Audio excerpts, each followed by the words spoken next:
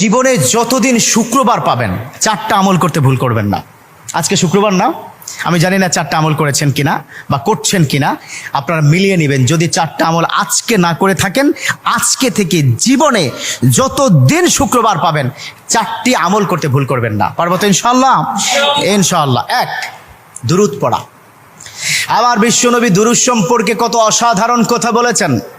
একজন সাহাবা এসে বললেন, ইলা রাসূলুল্লাহ সাল্লাল্লাহু আলাইহি ওয়াসাল্লাম, ও নবী, আমি যদি আপনার প্রতি দিনের 1/3 ধরে দুরূদ শরীফ পড়ি আমি কি নিয়ামত পাবো?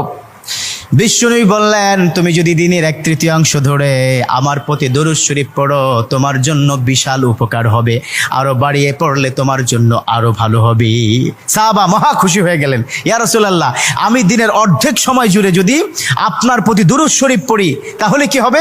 বিশ্বনবী বললেন, এটা বিশাল শুভ সংবাদ তোমার জন্য, তার চাইতে আরো বাড়িয়ে পড়লে তোমার জন্য আরো ভালো। সুবহানাল্লাহ। বিশ্বনবীর কথা আবেগতাড়িত হয়ে সাহাবা বললেন, ও নবী, আমি পুরো 24 ঘন্টার যখনই সময় পাবো তখনই যদি আপনার প্রতি দুরূদ শরীফ আমি পড়তে পারি গো নবী। আমার নবী মুচকি এসে বললেন, তাই যদি হয়, ওয়া কানা মাই ফিল জান্নাহ, ও আমার সাহাবা, তুমি যদি 24 ঘন্টা ধরে যখন সুযোগ পাও তখনই দুরূদ শরীফ পড়ো, তুমি আমার সাথে আল্লাহর জান্নাতে যাবে। সুবহানাল্লাহ। এর মানে দুরূদের কি পাওয়ার! দুরূদ এত অসাধারণ। কেউ যদি মান করা দুরুদান, যে ব্যক্তি দুরূদ পড়বে আল্লাহ পাক তার মর্তবা, তার মর্যাদা 10 গুণ বৃদ্ধি করে দিবে। সুবহানাল্লাহ পড়েন। যে ব্যক্তি দুরূদ শরীফ পড়বে আল্লাহ পাক তার আমল নামা থেকে 10টি বদ আমল কেটে দিবে। সুবহানাল্লাহ পড়েন। যে ব্যক্তি দুরূদ শরীফ পড়বে আল্লাহ পাক তাকে 10টি নিয়ামত দান করবেন, যে নিয়ামত সে কখনো ভাবতে পারেনি। সুবহানাল্লাহ পড়েন।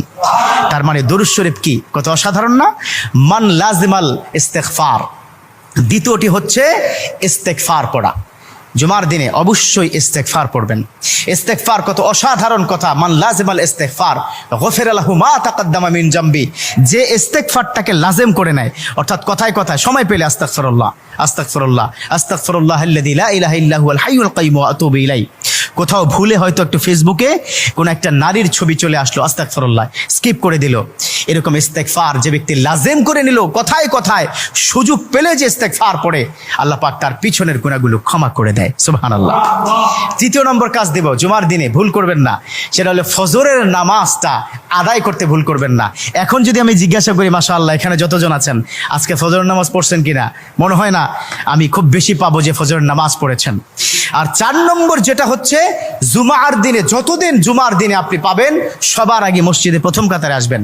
বিশ্বনবীর হাদিস যে প্রথম কাতারে সর্বপ্রথম মসজিদে প্রবেশ করবে রব্বে কারীম তার আমল নামায় উটের গায়ে যে পরিমাণ পশম থাকবে সম পরিমাণ পশমের সওয়াব তার আমল নামায় আল্লাহ পাক দিয়ে দিবে। সুবহানাল্লাহ।